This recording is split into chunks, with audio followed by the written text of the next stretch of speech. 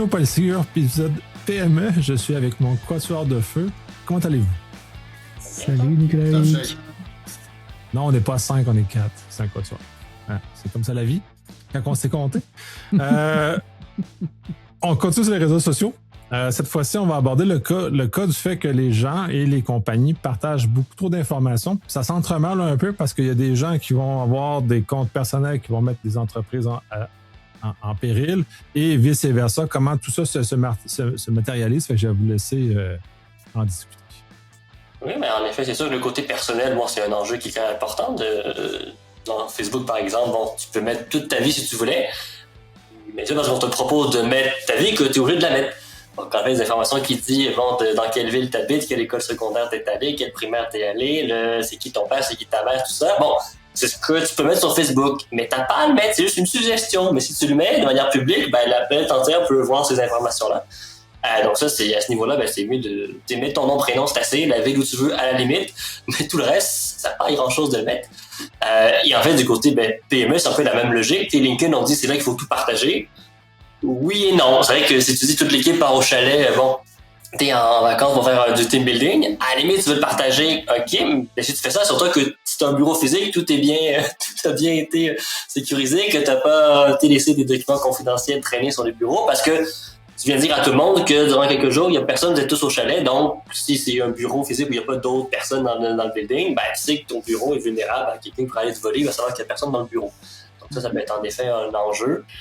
Je suis l'avocat du diable, Julien, t'es un peu un party pooper, quoi. Attends, on a envie de partager les bonnes nouvelles. Ça fait très bon sur LinkedIn. Ça fait des likes, je sais. Mais... Fais-le après, fais ta publication après. On a eu un retour sur un super bel événement et là, tu feras toutes tes belles photos. Ne mets pas la photo où il y a le bilan de l'entreprise live qui est présenté à l'équipe, ce serait mieux. C'est ça aussi, c'est que des fois, on ne fait pas forcément attention à notre environnement. Je sais pas juste une fois au chalet. Oui. Excepté une fois au chalet. Alors. Oui, mais c'est vrai qu'en effet, beaucoup de gens, par exemple sur Facebook, ils vont dire dans quelle entreprise ils travaillent. Et après, ils vont aller commenter une connerie sur une publication, ou vont donner leur opinion politique, ou bon, d'autres opinions que tu n'auras peut-être pas dû savoir. Ben, si sur Facebook, ça dit en gros pour qui ils travaillent, ça se peut que les gens qui voient ça, ben, se disent, qui telle compagnie, telle personne, elle dit un peu n'importe quoi. Bon, ça peut nuire potentiellement à l'entreprise. Si c'est ta business de faire encore plus attention, si c'est la tienne, arrange-toi pour pas mettre n'importe quoi en ton nom, parce qu'ils vont savoir que c'est toi.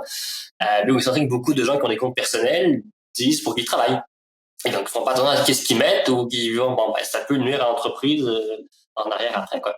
Et te filmer, tu veux partager l'événement, ça part d'une super belle intention, mais tu veux faire de la promotion, justement, de ton entreprise. Si tu es en train d'enregistrer des choses confidentielles, watch out. Et aussi, simplement, quand on parle un peu aux employés, si vous voulez le faire, demandez l'autorisation à la direction. Et pareil, si vous êtes, vous, la direction, donnez des guidelines. C'est plus facile de dire aux gens, hey, c'est le fun que vous fassiez ça, mais voici ce qu'on aimerait que vous validiez avant, plutôt que d'après être choqué quand ça arrive. Donnez-leur des guidelines. Faut être respectueux, ça reste leur vie privée, mais je suis d'accord que tu partages des événements, mais ça, par contre, demande-nous l'autorisation avant.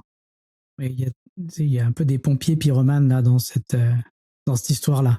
Parce que c'est important de partager des moments et puis live parce que ça fait plus de vues, plus d'adhésion, plus de commitment, plus de ça spin quoi. Et puis on veut chercher une sorte de petit buzz, de notoriété. Donc il y a comme un engouement pour le faire. Et puis comment on le fait? Comment est-ce qu'on fait pour le faire comme il faut sans trop s'exposer? En plus, les algorithmes nous incitent à aller faire ce genre de choses-là parce qu'ils vont multiplier encore plus. Donc, c'est comme une espèce de donnant-donnant. Fait que si tu es plus dans le moment, ils vont te promouvoir beaucoup plus. Donc, ils nous incitent à aller justement et malheureusement aller dans cette direction-là où nos... Souhaiter les fêtes de Noël au mois de février, ça n'a pas d'intérêt. Oui, mais choisis ce que tu vas mettre. Par exemple, justement, t'es un événement. Tu peux faire un live de « Hey, bel événement ici », mais t'es pas obligé de dire que tous les employés de la compagnie sont présents, etc. Partager le moment. Je partage le point sur trop d'informations, mais c'est vrai qu'on est poussé mécaniquement à la faute. On est poussé à la faute. À apprendre, on est très content d'avoir eu son nouveau billet d'avion. Ouais, je m'en vais pour le Mexique. On n'a pas fait attention, la photo elle est là. Hop, Qu'est-ce que... Julien, on te laisse la raconter celle-là. Elle est vraiment trop drôle. Oui, il y a une semaine, je passais une nouvelle par hasard, une influenceuse en Australie qui faisait un live TikTok. Je pense qu'elle a quelques centaines de milliers d'abonnés. Et elle a montré à tout le monde son billet d'avion en live. Quelqu'un a fait un arrêté sur l'écran, a pris son numéro de réservation et a cancellé son vol. Donc, elle était à l'aéroport et elle n'a pas pu partir parce que son billet d'avion est annulé. Donc, elle a dû racheter un nouveau billet et décaler son voyage. Juste parce qu'elle faisait un live TikTok, c'est tout mignon. Regardez, je pars en vacances. Elle montre le gros billet en gros. Et puis, quelqu'un qui voulait se trouver drôle, elle dit, je vais prendre un screenshot, je vais prendre le numéro de billet puis je vais aller annuler son vol. Et puis, ça fait annuler. On vous dit pas de rien partager. On ne peut pas dire ceux qui ont la plate et qui disent, utilisez pas les réseaux. Mais d'une, il y a aussi le corpo et le perso. En perso, si vous êtes effectivement un compte privé avec juste des gens que vous connaissez et pas vous acceptez la terre entière qui vous ajoute, parce qu'il y a du monde qui sont en privé mais ils acceptent n'importe quelle invitation. Tu peux partager un peu plus de choses sur ta vie, tu as quand même un certain contrôle. Mais si tu es en public et que tout ce que tu partages, la terre entière peut le voir, pose-toi simplement la question, ça me dérange-tu que la terre entière voit ça? Parce que des fois, c'est aussi simple que ça, c'est se poser la question de j'ai-tu envie que le monde entier soit au courant de ça? Est-ce que ma grand-mère va être gênée si je mets ça sur Internet? La question assez simple, là, un peu dans ce sens-là. Oui, puis le bon exemple que j'ai aussi, c'est qu'il y a quelques temps, une de mes amies, sa mère, elle a fait une publication Facebook avec plein de photos pour la féliciter d'avoir fini son bac à l'université. Donc, plein de photos de la fille devant la maison avec la toge et tout. Et il y avait, dans le numéro civique de l'adresse. Donc, moi, cette mère de famille, elle avait mis la ville où elle habitait. Donc, là, tu vas pas joindre 411, ville, nom de famille, et j'avais l'adresse de la famille. Donc, si j'étais un voleur, je serais allé suivre la mère, le père, la fille, puis la sœur. Il y a une des quatre qui aurait dit quand ils sont à la plage en vacances, j'aurais su que la maison était vide, puis je serais allé voler en sachant qu'il y a personne dans la maison. Donc, oui, il y a une publication banale. Si tu parles de la terre entière, qui dans son cas avait mis en mode public et non seulement à ses amis à Facebook, oui, si je suis un voleur, je tombe dessus, je vais sauver le monde de la famille, puis savoir quand est-ce qu'ils partent en vacances. C'est juste que pour la majorité des gens, on a du mal à se mettre dans la tête d'un voleur parce que la majorité des gens ne sont pas des voleurs, sinon la vie serait bien triste. Et donc, on pense pas forcément à ça, on pense pas forcément à l'exposition qu'on va faire. Et puis, la reconnaissance, puis Nicolas pourrait nous en parler, c'est une grosse job quand on fait du pentesting d'avoir la partie de reconnaissance pour pouvoir trouver la meilleure porte d'entrée pour démontrer qu'il y a une vulnérabilité, parce que Nicolas est le gentil hacker quand même, mais c'est les techniques qui sont utilisées de reconnaissance. Donc, pour moi, il faut faire attention. Oui, parce que pareil pour les questions de sécurité. Les questions de sécurité, c'est quoi le nom de mon chien? Bon, ça, les noms de all over the place. Les questions de sécurité, c'est ça les options. Ou d'autres banques, quoi. Ça peut être dans quelle école primaire tu y allais. Le 3 gens sur Facebook, ils disent dans quelle école ils sont allés, au primaire. Bon, au secondaire, moi, l'info, c'est la seule info qui me manque pour rentrer sur ton compte. Je risque de la trouver sur Facebook ou sur Instagram. On va donner un scoop, là. Aux questions de sécurité, vous n'êtes pas vraiment obligé de répondre. Oh, c'est vrai? Vraie réponse. Il n'y a personne qui vient vérifier. Vous pouvez mettre de complètement aléatoire puis l'enregistrer dans votre password manager. Je sais, ça paraît complètement illogique à première vue.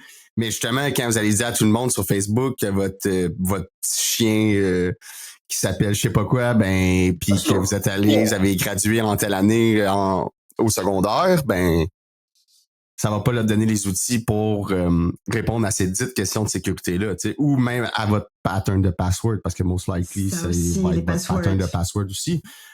Ça reste, l'humain reste le lien le plus faible en entreprise, puis pourquoi bypasser toutes les mesures de sécurité que nos gentils gars au TI qui vont avoir mis en place, comme le MFFA, c'est via l'humain, tu vas être capable de bypasser via l'humain. Donc, c'est toujours notre lien le plus faible dans la chaîne. Puis je vais racheter là-dessus sur le fait, puis là, Dominique l'a dit un peu aussi, puis là, si on fait le crush vers la PME, c'est toutes ces informations-là vont donner des prétextes de social engineering faciles à utiliser par les attaquants qui vont arriver. Et l'humain est facile à tromper sur ce genre de choses-là parce que quand on a une histoire crédible qui a été diffusée sur les médias sociaux et on la raconte à la personne qui nous accueille, par exemple, et qui nous demande, qui pose certaines questions avant de rentrer dans l'entreprise, si ça a été diffusé, c'est facile. S'il y a un party, dit « Ah oui, le party, comment ça a été, machin et tout », c'est beaucoup plus facile de convaincre les gens qu'on est légitime et qu'on peut rentrer et on va facilement tromper les humains, malheureusement, parce qu'on a les prétextes qui sont associés. Donc, si on diffuse trop rapidement ou trop séquencé ce genre de choses-là, on donne des facilités à des attaquants habiles de mettre des prétextes qui leur donnent des accès supérieurs et tromper l'aspect cognitif humain pour foncer. Puis dans ces moments-là, souvent, les attaquants, ils vont faire ce move-là, puis ils savent que cet utilisateur-là va débloquer d'autres choses. Donc, on se dit, il donnait accès à juste ça, ou tenir la porte de ça, ou prendre cette photo-là, ça change rien dans la big picture. Mais oui, parce que probablement que s'ils veulent ça, c'est qu'ils savent exactement que cet utilisateur-là va leur donner la prochaine clé pour ouvrir la prochaine porte. Ils sont sûrement pas là par hasard. Tu sais. Mais moi, je pense que c'est difficile de se rendre compte de ce côté-là, du mauvais. Qu'est-ce qu'on peut faire de mal avec les actions? Parce qu'on n'est pas designé pour penser à qu'est-ce qu'on peut faire de mal. Donc, je vais donner une contre-argument à ça. On prend des photos innocentes, on prend des éléments innocents et on fait pas attention. On n'y arrive pas assez à se mettre dans la position du bad guy. Et c'est là où, point de faiblesse, on prend une photo, on a eu l'occasion, et puis on les a déjà vus, les post-it qui sont derrière, puis qui se retrouvent sur les réseaux sociaux. On se retrouve de toutes les... Ah ouais, Cindy, elle a des post-it. Il est blanc sur blanc, donc je vois pas, mais... Le mot de passe Wi-Fi. Ah, c'est le mot de passe du Wi-Fi. Oui, on a plein de trucs.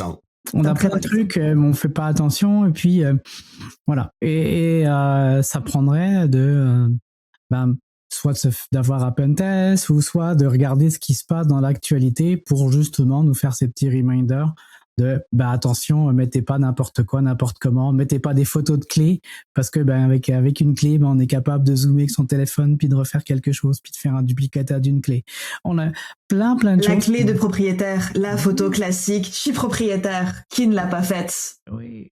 Elle est symbolique, mais les clés TFA, vous savez, les clés pour ouvrir les cadenas sur les petites valises là pour les avions, elles ont été copiées comme ça. C'est parce qu'il y a une photo qui est passée, puis hop, les clés ont été copiées comme ça. Enfin, oups, ça arrive. Et on n'a pas assez d'exemples pour se méfier. Et encore une fois, on a envie de partager dans les médias sociaux. C'est quand même un outil de partage. C'est pas un outil pour avoir se regarder soi-même dans son album photo, on le met sur Facebook, c'est pas pour soi, c'est pour le partager. Donc, c'est ça. Faut trouver le bon dosage. Je vais aller sur un autre point aussi. Quand vous partagez des offres d'emploi, on va essayer de redire un peu sur le volet corporate. C'est effectivement important de mettre des critères, des langages et des outils que vous voulez. Vous avez besoin, en gros, de filter out les candidats. Vous n'êtes pas obligé d'aller jusqu'aux versions et de faire, en fait, dans l'offre d'emploi qui est publique, juste l'inventaire de tous vos systèmes. C'est un risque, par exemple. Et de l'autre côté, ce que je vois malheureusement beaucoup sur les réseaux sociaux, c'est pas d'une très bonne intention. On partage son CV en ligne, on veut que ce soit diffusé au plus grand nombre pour justement trouver une job.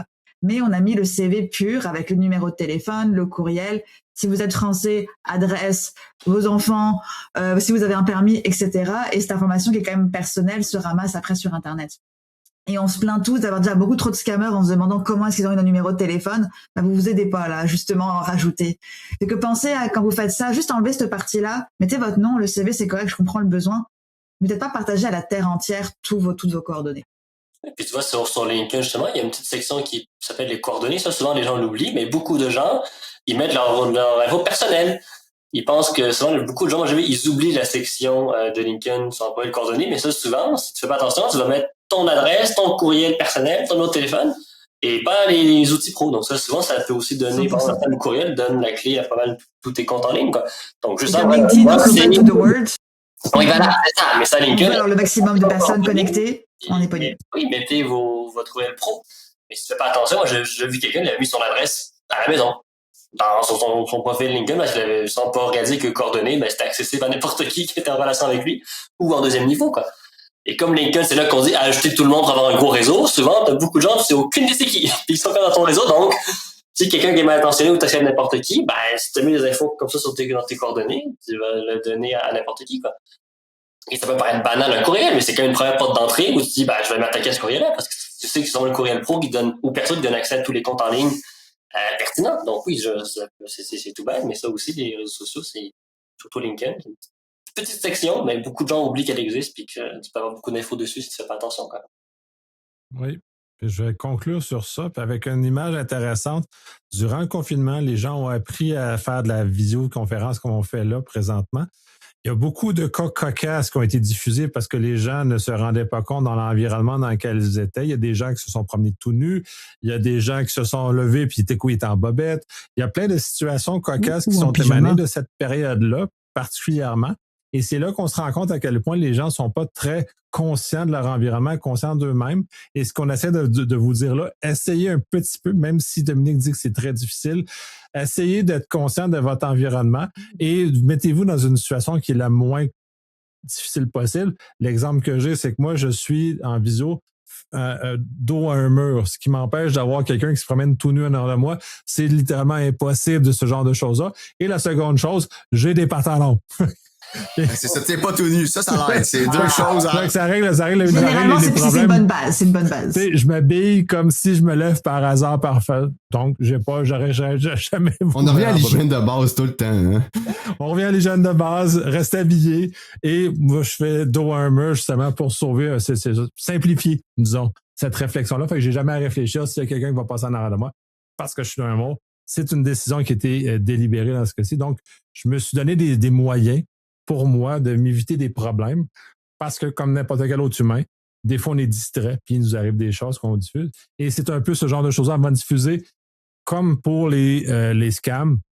Prenez 2 secondes, réfléchissez est-ce que l'urgence de diffuser est là, est-ce que l'urgence d'agir elle est là, donc dans la même perspective, gardez le même pas en arrière puis là vous allez constater que vous, oui ou non, c'est ce genre de choses-là. Fait, bref, c'était le mot de la fin. Je vous remercie énormément. C'est un autre sujet très intéressant, puis je pense qu'on pourrait en revenir maintes fois sur des cas comiques. Il va continuer d'en avoir d'autres. Bref, je vous remercie, puis on va sûrement en reparler. Bientôt. Ciao.